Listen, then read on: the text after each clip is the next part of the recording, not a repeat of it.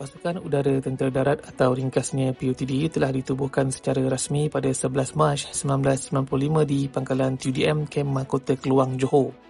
Namun, perancangannya telah bermula lebih awal dengan penubuhan tim projek PUTD pada 1 Julai 1994. Tim ini memainkan peranan penting sebagai perintis dan tulang belakang kepada semua aspek penubuhan PUTD. Pelancaran PUTD disempurnakan dengan penubuhan skuadron pertamanya nombor 881 Skuadron hasil penyerahan 10 helikopter SA-316B Eluate 3 daripada Tentera Udara Diraja Malaysia kepada Tentera Darat. Menjelang Januari 1996, Pangkalan Udara Keluang diserahkan sepenuhnya kepada Tentera Darat Malaysia.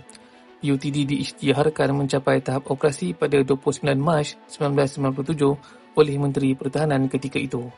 Sebagai satu kor udara dalam Tentera Darat Malaysia, PUTD memberikan sokongan udara taktikal kepada unit-unit darat. Antara peranannya termasuk tinjauan medan tempur dan bantuan tembakan dari udara, sokongan anti kereta kebal dan misi serangan sasaran peluang, pengangkutan taktikal medevac, casevac serta operasi mencari dan menyelamat, dan operasi gabungan bersama pasukan tempur lain di medan perang.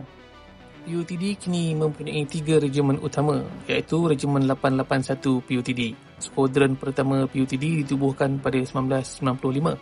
Bermula dengan helikopter Eluate 3, regimen ini diperkukuhkan pada tahun 2006 dengan kehadiran 11 helikopter Agusta Westland A109 Hirondo Light Observation Helicopter, menjadikan PUTD sebagai pengendali pertama helikopter ini di Asia. Helikopter ini berperanan utama dalam tugas tinjauan dan serangan ringan dari udara.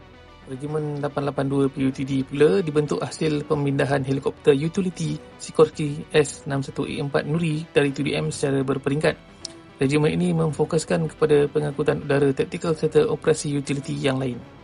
Manakala Regimen 883 PUTD merupakan regimen terbaru dalam PUTD yang dilengkapi dengan helikopter tempur ringan MG530G. Helikopter ini terkenal dengan kelincahan dan sesuai untuk operasi di kawasan seperti pesisir pantai, terutamanya selepas insiden Lahad Datu 2013. Dilengkapi persenjataan seperti roket 70mm, Gatling gun 7.62mm dan mesin gun 12.7mm, MD530G berperanan dalam tugas pengitipan, serangan ke atas sasaran ringan dan sokongan udara rapat.